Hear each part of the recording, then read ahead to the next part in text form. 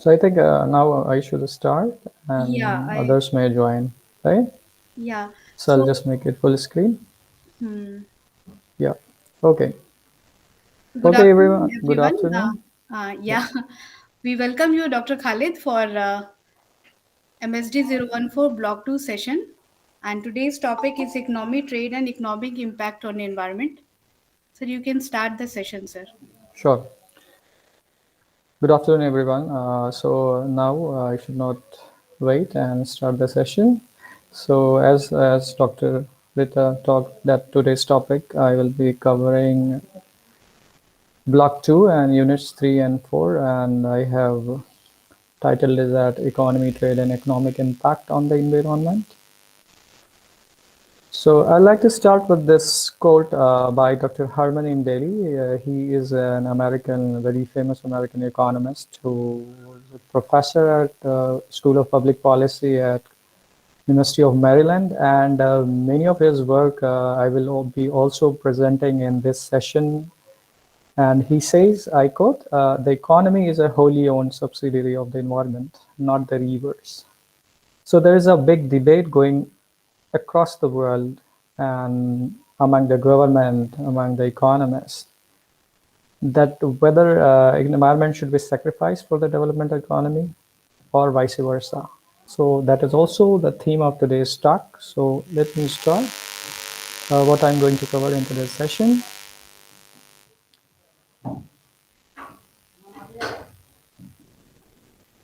So the outline for the counseling session is as follows. I'll be discussing briefly about markets, functioning, and the efficiency aspect of the market.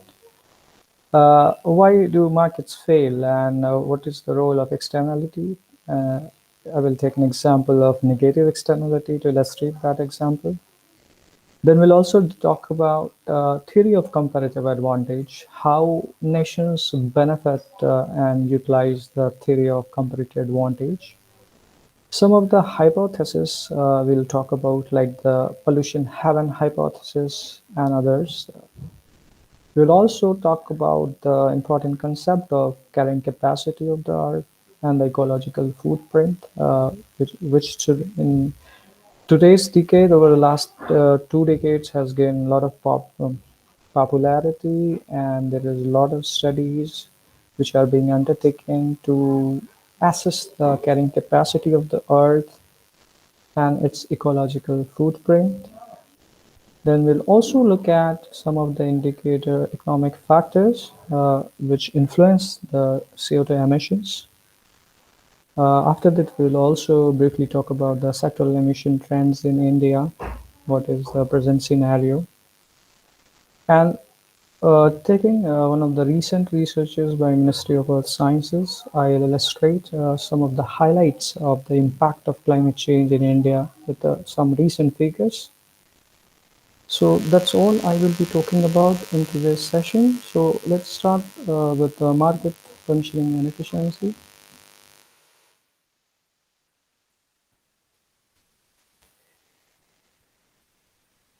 So in any economy or a firm, there are three questions that are critical: that what to produce, how to produce, and for whom to produce. And I think that these three, in a nutshell, I will say that what makes the economy going. These are the three things in which economists, policymakers are interested for the economic development of any economy. In that, markets are a key place. So market can be thought of as a place or a system where buyers and sellers meet physically and interact. I've made physically bold because that is an old definition where people used to, for market to interact, people, buyers and sellers used to come and they met physically. But in today's world, it's no more physically. The condition is that interaction should happen. It may not be physical. For example, in today's world, all of us buy so many things online. There was a time when you used to go to the store, but today Amazon, Flipkart, all of us do a lot of buying. Recently, Big Billion Day sale went. Diwali sale is already going. A lot of people are shopping everything. Then firms produce commodities and services, and they use factors of productions. These factors are land, labor, capital, entrepreneurship. Here I'm talking about a scenario. I'm talking about a market which is free, which is competitive. So if such a market exists, so keep looking at figure one, which shows the demand and supply in equilibrium. I've taken it from Daly and Farley, 2004. So there is a demand.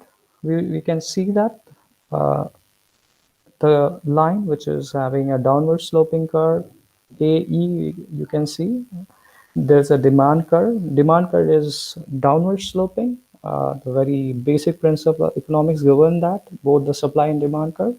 Demand curve is downward sloping because as the prices fall, the people, the consumers, all of us will demand more of a good. So that's why as we see that prices fall, the quantity demanded is more, and suppliers have another interest. They are interested that the prices rise, they make more profit. So if the prices of a good or service rises, they will supply more. That's why we see that the supply curve is upward sloping. So the equilibrium happens when they both interact, so we get a equilibrium point.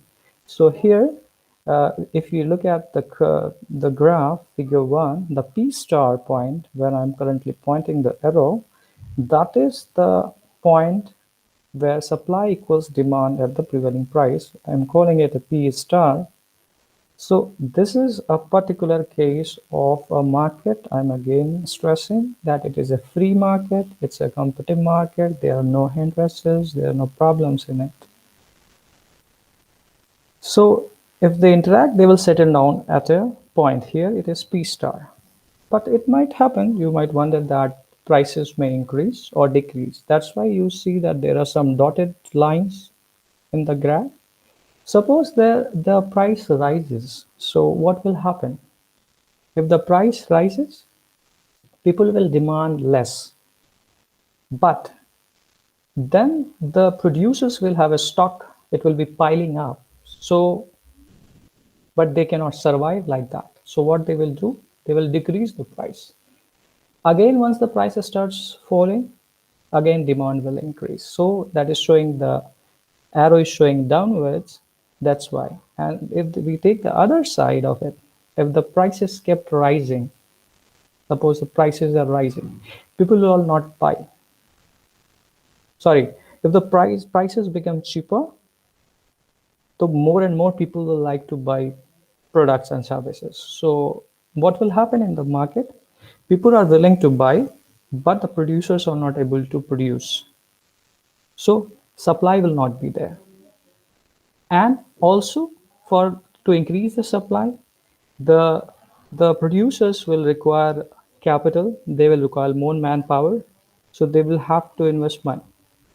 So the moment they will hire more people and increase their production, they will have to increase the prices. So again, they will increase the prices, and again the market will meet at the equilibrium point P star.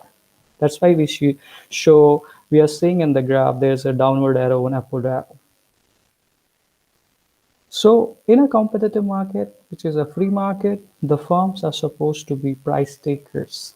But there are markets which exist like monopoly, where firms are price givers. We will see in one of the small examples. Now, efficiency in allocation of resources happens what we call Pareto efficiency. So a Pareto optimal allocation, what we mean by that? We mean that it is possible to make one person better off without necessarily making someone else worse off. Now, there are a few terms which I would like to discuss here. One of them is marginal utility. So it is the added satisfaction a consumer gets from having one more unit of a good or service. And related to this is also a related concept called diminishing marginal utility, which means that as we go on increasing, the total utility increases, but the marginal utility falls as we keep on adding additional unit of that particular commodity. For example, suppose someone likes coffee very much. For him, it's something which gives him satisfaction, which quenches his thirst, taste buds.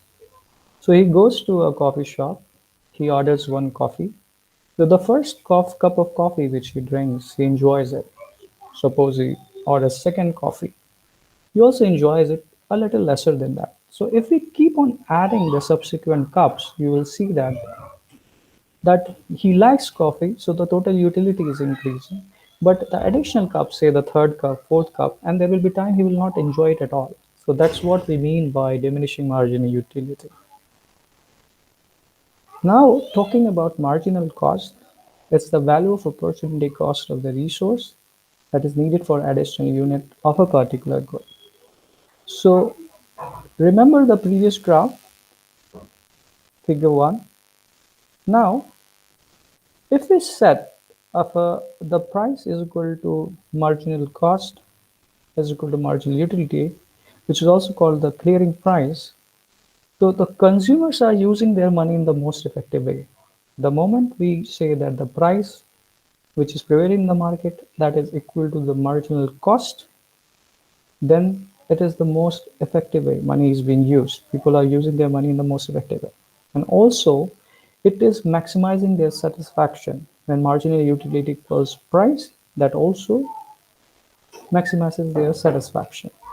So once the market people are able to use the money in most effective way, they are maximizing their satisfaction. We also say that the utilization of society's resource is happening in the most effective manner. But we all know that perfect markets do not exist. There are always inefficiencies, externalities that exist in the market. So in those scenario, the moment marginal cost, the aim is that price is equal to the marginal cost, which also equals to marginal utility for a perfect, free, competitive market for a social optimal allocation of resources. But the moment the marginal cost is greater than marginal utility, the society starts to lose with every extra unit that is being produced in the market. And why is this happening? Because as I talked, that perfect markets do not hold in real world. Inefficiencies exist. So inefficiencies like we are talking about competitive market, free market, but the market can be a monopolistic market, a oligopolistic market. What are these? So a monopoly market is a market which is governed by, say, a single player or single entity governs the whole market. For example, Indian Railways, if you look at, there is no competitor to Indian Railways currently in the country. Recently, we see that there are some private trains like Tejas also running. So if we keep apart that aspect, is still Indian Railways is a monopoly. We can say that there's no competition. So the Indian Railway decides, and whatever prices it decides, people have to follow. So I said that in a competitive market, firms are price takers. They cannot decide the price. The market decides it wherever the equilibrium happens at the P star. But in case of monopoly, it's the producer. Like as I gave example of Indian Railways, so Indian Railways, for example, they increase the ticket, we cannot do anything. If we want to make a ticket, we have to pay that money. Then there are also markets like oligopoly markets. Oligopoly markets are like cartels. Cartel means there is a group of 3, 4 players who rule hold the market. For example, the telecom sector in India.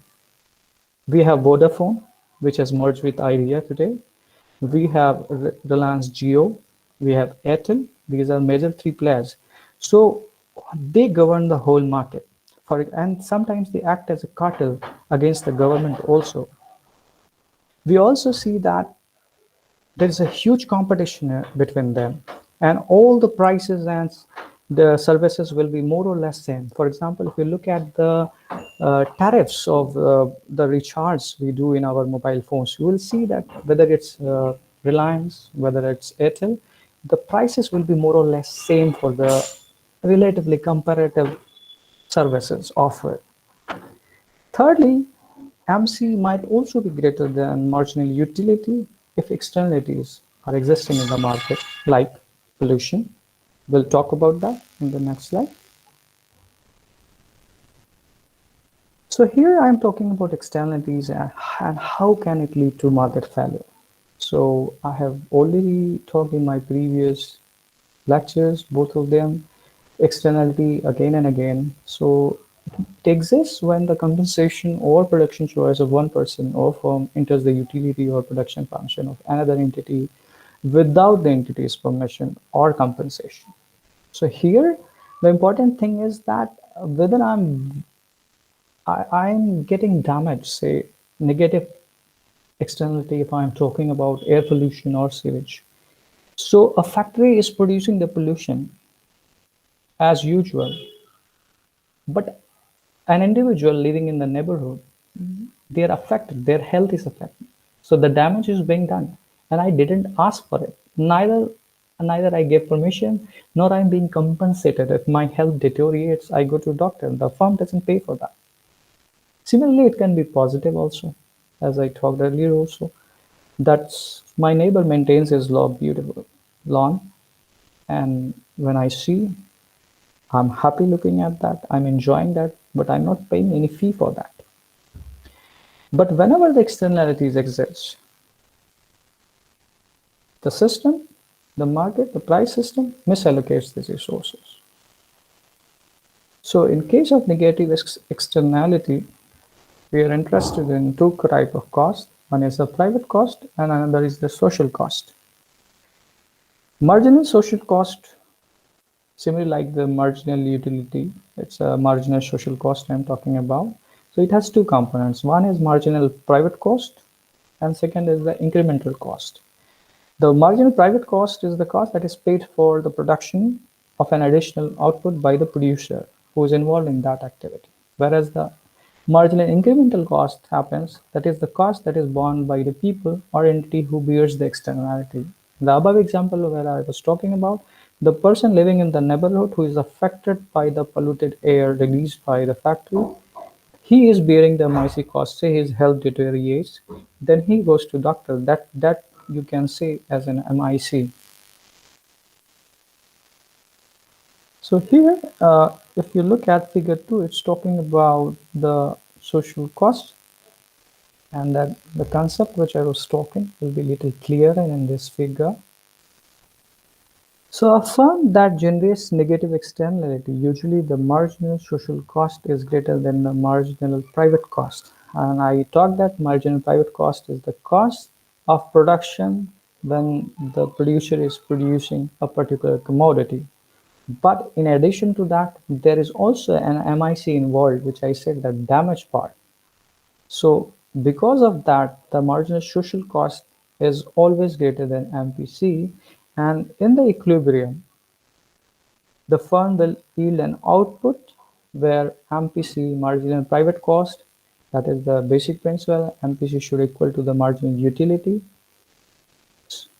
but the output is higher than the optimal output. So in the standard, MPC is equal to MU, and if you combine those two, you will see that the marginal utility is lesser than the marginal social cost. That's why it is written thus output will be higher than optimal output. Here, the optimal output and the output I am talking about is, look at point A, that is the original output. In case of negative externality, the output is corresponding to point A, and that is not optimal. And that's why we are saying that the marginal social cost is greater than marginal private cost, because here we have not taken care of the MIC, that is the incremental cost, that the damage part I was talking about. So the society benefits if the output of the product is reduced till the point where marginal social cost should be equal to marginal utility cost. That is the societal allocation of resource requires that the MSE is equal to marginal utility. So what can we do now? here we see that the MSE is greater, that is corresponding to point A. So the solution to that is tax. So if you're looking in the graph, the point P, which is the price, is equal to marginal revenue. Above that, there is a marginal private cost. So the moment we add tax, and this tax particularly corresponds to that MIC I was talking, the marginal incremental cost, that is the damage that the person bears in the example I gave on the industry and the pollution. So if we'll tax that, that corresponds to the MIC. Now, the moment we tax the factory who's say polluting, now we get a new output, that is point B. And this is the social optimum which we are interested. So here, tax has become a policy solution which is helping to avoid the negative externality. Now, turning to another key aspect of economic cooperation and in business world, that is theory of comparative advantage. So we can understand theory of comparative advantage with a very simple example. Uh, Let me mention here that the theory of comparative advantage, which can be defined as an economy's ability to produce a particular good or service at a lower opportunity cost than its trading partner, and in the process, both benefit. So, initially, it was attributed to David Ricardo, and when he wrote the book on the principles of political economy and taxation in 1817.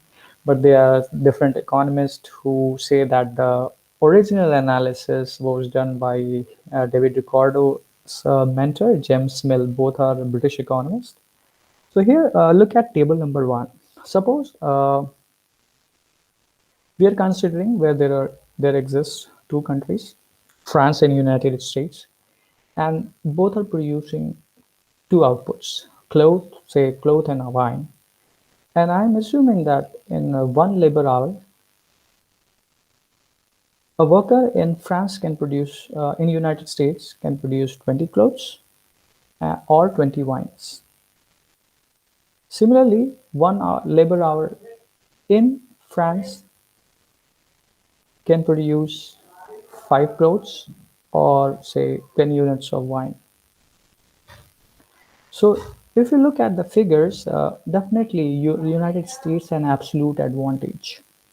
By absolute advantage, I want to say that with one labor hour, United States is able to produce 20 clothes and 20 wines. So both in terms of cloth and wine, it has an absolute advantage as compared to France, which can only produce 5 clothes or 10 wines with one labor hour.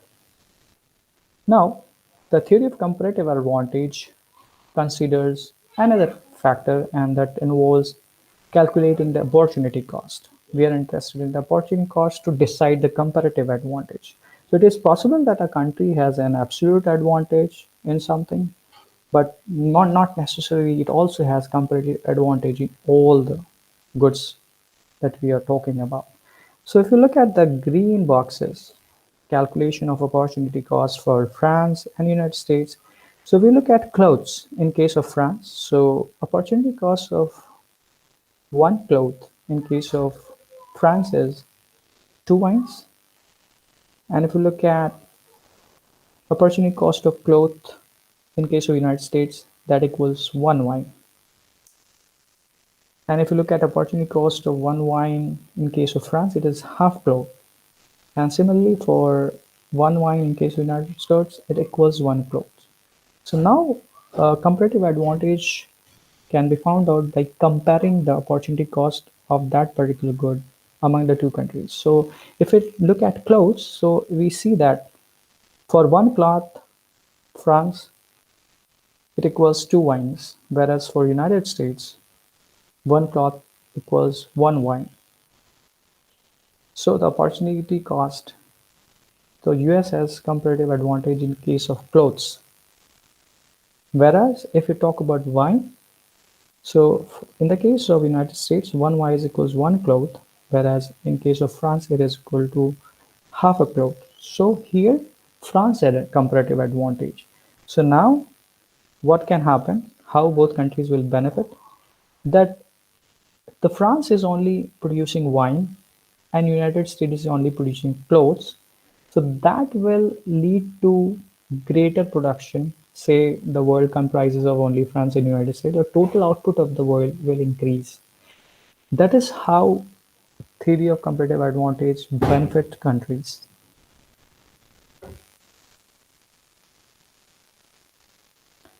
Now, I mentioned that there are some hypotheses also which are key to environmental and economic discussion.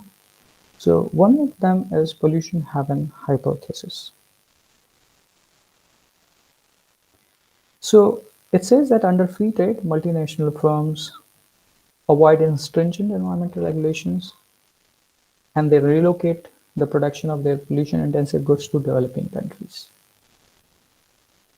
And the reason is that developing countries, they have low resources, low institutional capacity, and therefore the environmental monitoring is also low in these countries.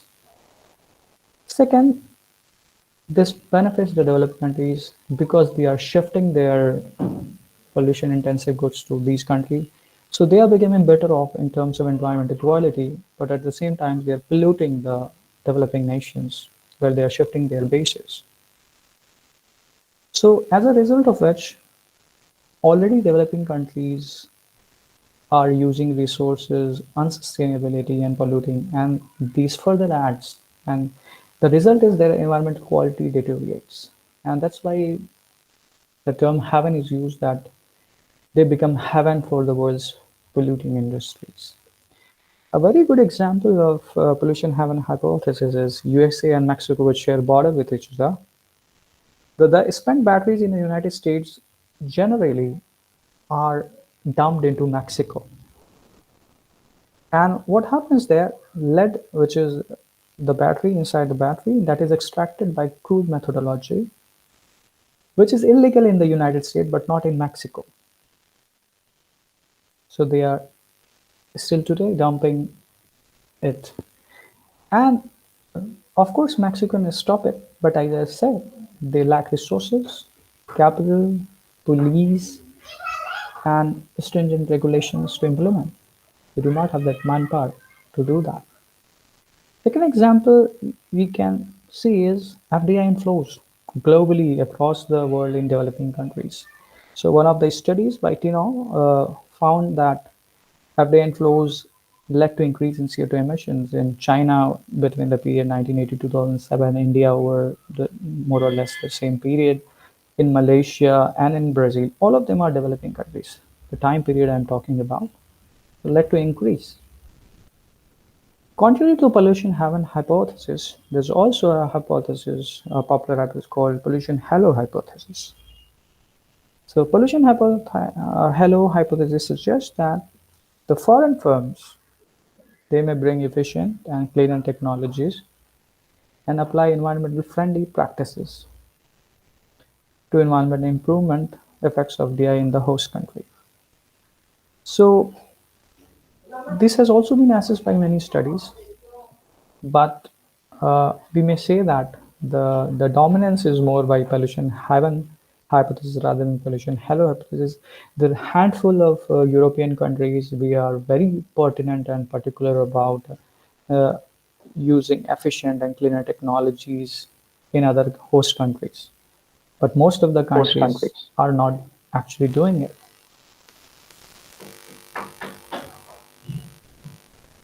Another this hypothesis which I want to discuss here is called the factor endowment hypothesis. The capital-abundant countries export the capital-intensive dirty goods that stimulate its production, and the result is that pollution is raised in the capital-abundant country. So the capital-intensive goods are being exported by capital-abundant countries, and this gives rise to pollution in these countries. Here, the major role is played by the endowments or technology, which is governing the trade, not here the Policies are not effective. Here, a role of endowments or technology is more important. Now, talking about carrying capacity and ecological footprint, as I mentioned, let's start with carrying capacity. The carrying capacity may be defined as the maximum number of individuals of a population that the environment can support. So we all know that any system, any place has a capacity which it can support. For example, a very simple example, there's a jug of water on the table and there are 10 people sitting. So it cannot fulfill, quench, and thirst of all the people. It can only serve, say, two, three people, satisfy needs of. So it's a very small example I'm giving, and other examples I will also give now. So the carrying capacity is also affected by natural constraints and human choices that may involve economic, environmental, cultural, and demographic factors. And that's the reason that it's not dynamic and it's quite uncertain. So daily Elrich and P. Elrich, they have argued that 5.5 billion people clearly exceed the planet's carrying capacity they have calculated, and they suggest an optimal population of 1.5 to 2 billion. So this is a study they did in almost, I think, 2006, in between 2006 2010. But we all know that population of the world is much more than 7 billion today. So there are some theories and assumptions how researchers and economists approach the calculation of the carrying capacity.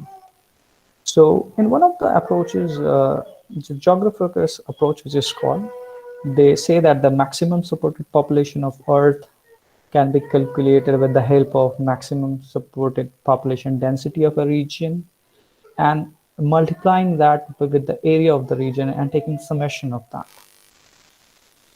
Then in a different approach, some analysis, they affect mathematical curves to historical population sizes and they extrapolate them in future.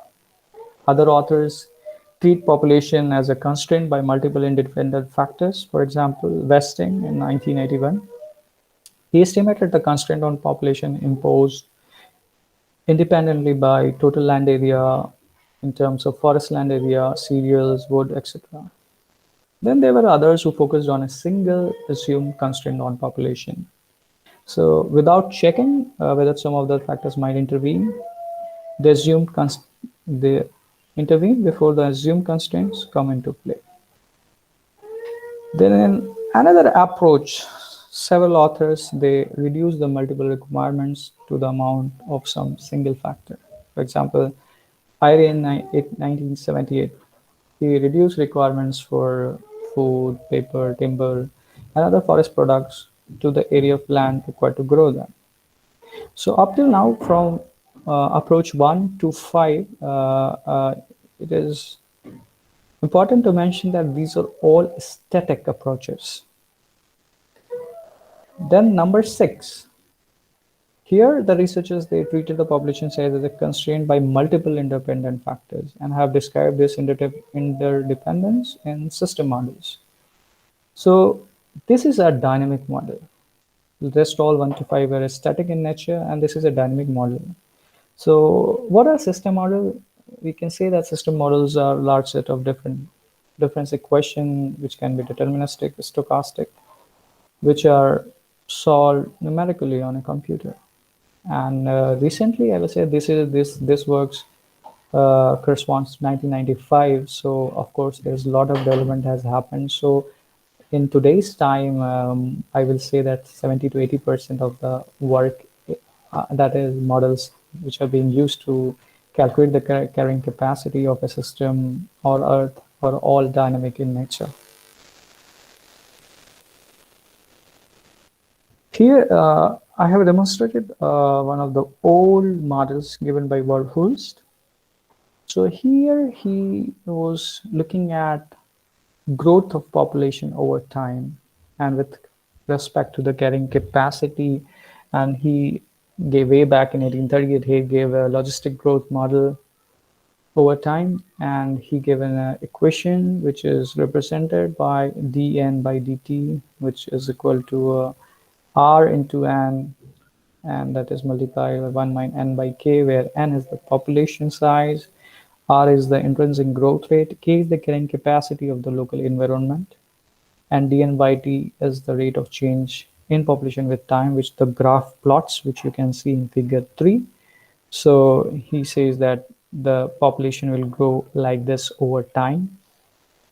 And here I would like to mention that the K, which is the carrying capacity of the local environment, it doesn't have a very fixed value, and it is highly subjective to different factors, and from place to place, its value will be changing. So he says that it follows a logistic curve. So there is a slow growth initially, then fast growth. And the moment the growth or the population that matches with the carrying capacity of the system, then it equalizes, then stabilizes thereafter. However, it was studied in way back in 1838. So in today's day, such a curve will not be observed, because we all know that the carrying capacity is exceeded several times and at a great length. So the curve will cross the carrying capacity if plotted for today's scenario. Now, we talked about the carrying capacity. There is another very important term called ecological footprint. So it estimates the resource consumption and waste assimilation requirement of a defined human population and economy in terms of a corresponding productive land area, and it is usually given in terms of global hectares. So it the ecological footprint, the initial works, first academic publication was given by William Rees in 1992, but the calculation and the methodology, the concept whole was part of the PhD dissertation of Matthias Wackernagel, who who was a student of Rees, and they worked at University of British Columbia.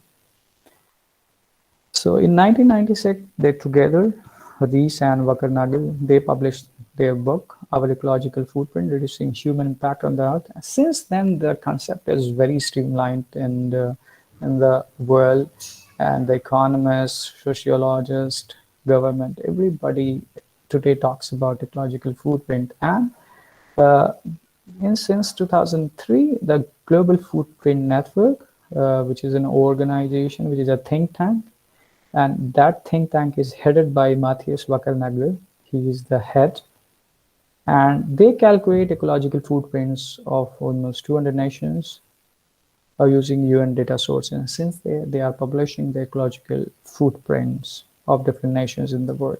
So in 2017, a report and estimates show that humanity's ecological footprint is 1.73 planet Earth. I mean that we have much exceeded the carrying capacity, biocapacity of the Earth, and if we have to survive at the current rate, we will require 1.73. I mean, more Earths. Today we are living on one Earth. It will be 1.73 planet Earths. So if you look at table 2, that also summarizes, the figure is coming from there on the last line. If you look at the total line and the last column, last figure 173, from there only we got 1.73. So in the quadrants, you see there are alphabets written HR, LR, LD, HD. So HR is a high income country with resources available. LR is a low income country with resources available. LD is a low income country with resource deficit. HD is a high income country with deficit of resources. So what I want to point to you is, if you look at the percentage of population of these group of countries, that we see that low income resource deficit countries comprise of 72% of the population. They're blessed with 34% of the earth's biocapacity, but they are using 96% of earth's biocapacity. Another important thing to note here is that the high income and resource available countries, their footprint per person compared with global biocapacity per person is quite high. They have resource available, but their footprint is also high. So here I've shown four charts, which I have again taken from Wakanagal 21 and 11 and Wakanagal. So if you look at the well, the figure I talked was there were 1.73 hours we require. Here we can see the green part is the ecological reserve. The red line is the ecological deficit line. The green line is the biocapacity. By biocapacity, you can understand that what Earth can regenerate back. So we can see the case for the world. So what is important is to look at three types of countries. One is Sweden on the left lower left bottom, and at the top corner there is Kenya, developing country, and African country, and then we have China, which is a middle income, you can say, which almost on the verge of becoming a developed country sooner. So see the difference and the ecological deficit in all these countries. See for China, that global hectares per person, the footprint is how much high and how much ecological reserve they have. It's tiny they have, and the footprint they are ecological footprint they are putting up on the earth is huge. The difference is more than 3 hectares per person. See the figure for Sweden, which is a developing country, which is a very environmentally cautious country. See, they have huge ecological reserves. So there's a difference in the countries which I wanted to show. So the findings by Wakernagel in 2020, they find that the demand of biological resources of all people exceeded the Earth's ecosystem produced by at least 56%. And they call it ecological overshoot.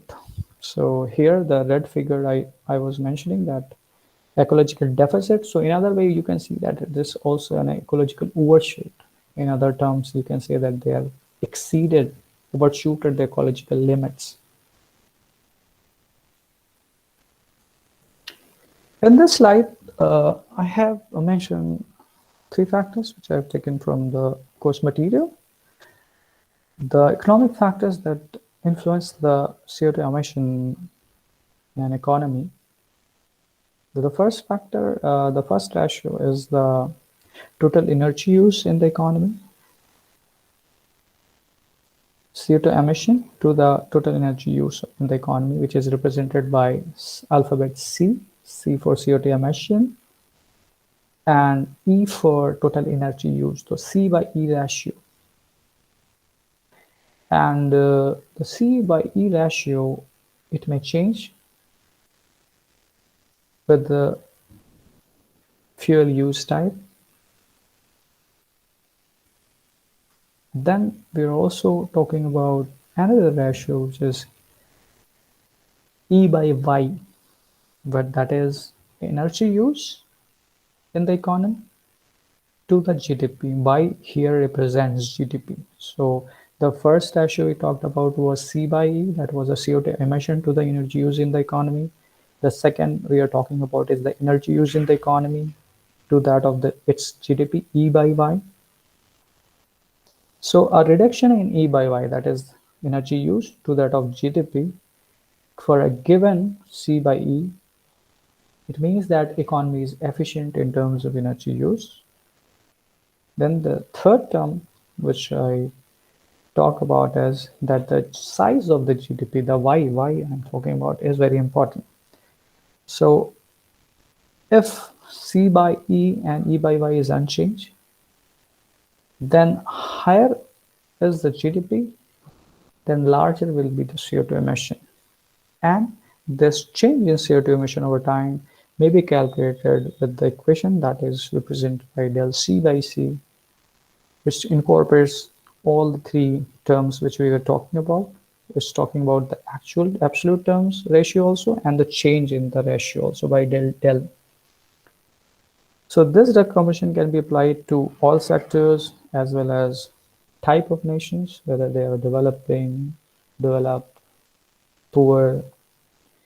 And this equation has a lot of policy implications. For example, changing the structure of the field demand can lead to lower CO2 emissions. There can be improvements in the energy efficiency and change of fossil fuel from non-fossil. There can be shift. In the slide, which I've taken from UNEP report, so it is showing two factors. It's showing a group of countries, their greenhouse gas emissions, and their per capita emission. So on the left side is the total emissions, and on the right side is the graph of per capita emission. So very important observations you can make here. And before I describe that, let me first understand that on the y-axis, you will see that the unit is gigaton CO2 equivalent, small e. So 1 ton of carbon is equivalent to 3.67 tons of CO2 equivalent. This is one of the scales. Second, what do you mean by CO2 equivalent? You might be thinking. Because it's not only CO2 that is emitted in the atmosphere or from an economy, there are gases like methane, sulfur dioxide, nitrogen oxide, and other gases also released. Carbon monoxide is also released, and all are polluting. So when it is calculated, we usually represent in terms of CO2 equivalent. So it means that we have not ignored all the gases, rather all the gases like carbon monoxide, nitrogen oxide, sulfur dioxide, their warming potential, there is a global warming potential corresponding to each gas, and this all is converted in terms of CO2. And that is the metrics used globally. So here now look at the countries. You see that China is the top emitter. There is a large difference. Second top emitter is United States, then thirdly is the European Union. At fourth number is India. And it is something like figure above in 2019, it clocks something more than 3 gigatons CO2 emission. Then France, then others, and Japan at last. So these are top 6 emitters. So here, one thing also I want to mention that if you remove European Union, so if you put individual countries, then India will become the third largest emitter cumulatively. But if you look at the per capita income, you can see that China is not the top per capita user. It's the developed countries like United States, and the difference is huge. For example, United States in 2019 per capita emission was around somewhere around 22 tons of carbon equivalent per capita. France, it was around 18. Then Japan, it was, so it's the developed countries which have high per capita emissions. And you see India at the bottom, 7th position. Below global figures also, India is somewhere around 1.5 to 2 tons of CO2 equivalents. And that brings the debate also, like India questions the developed world that why should we be responsible for the climate only? Because we are a developing nations, we want to develop, our per capita emissions are less. But still, India is doing great. India is one of the 10 countries which is very conscious about the environment and climate change. Here, I have shown the sectoral emission trends in India. So the two figures, the above one is of energy, and the below is of industrial process and product use. And these figures correspond to the year 2015. That is the latest study that is done by GHG platform in India. So in the energy sector, you can see that the electricity sector is emitting almost half of the emissions. Then that is followed by industries, then transport, and then others. And the top states which are emitting emission from the energy sector, Maharashtra, Gujarat, all are industrial states.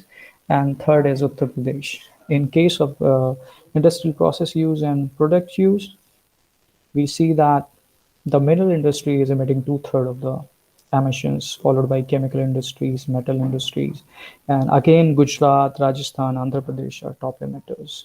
Similarly, in case of waste, which have little emission percentage, 4%, then agriculture, forestry, and other land use, they are emitting almost 10% of the emissions. And usually we can see that the top emitters are Uttar Pradesh, and you see Kerala is mentioned in minus 24.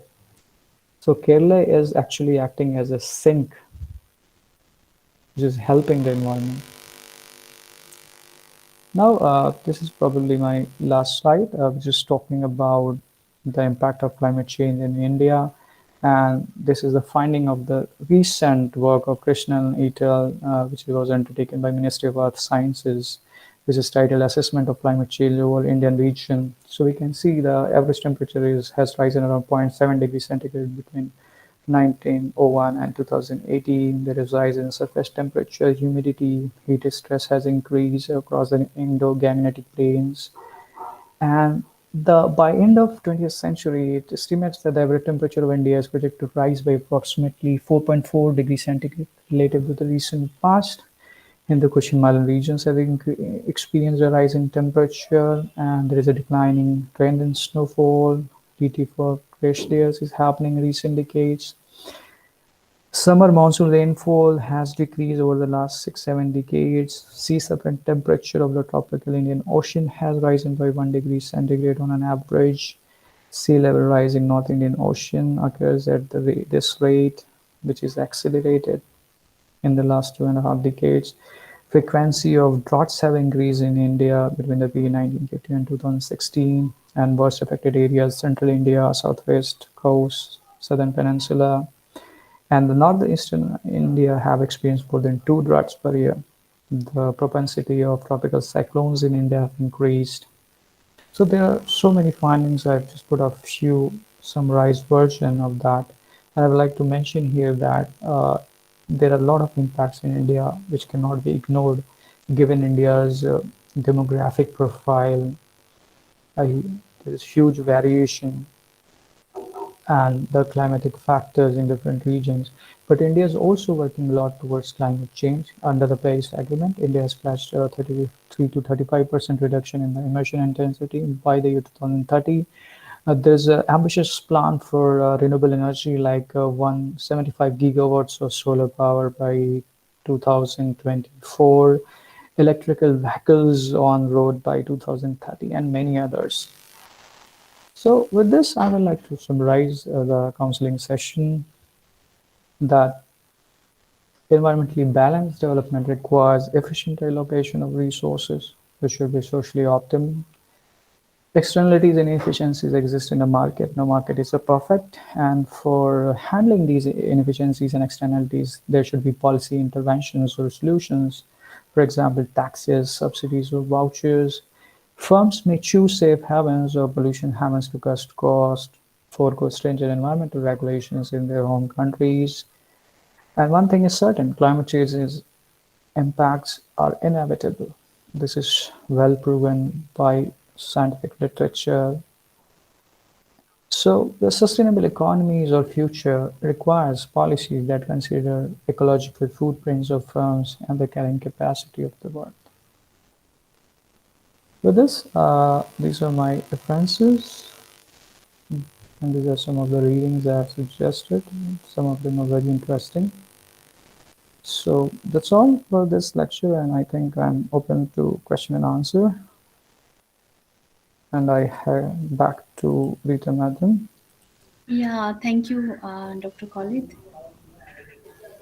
I'll just stop the present. Yeah, I have stopped.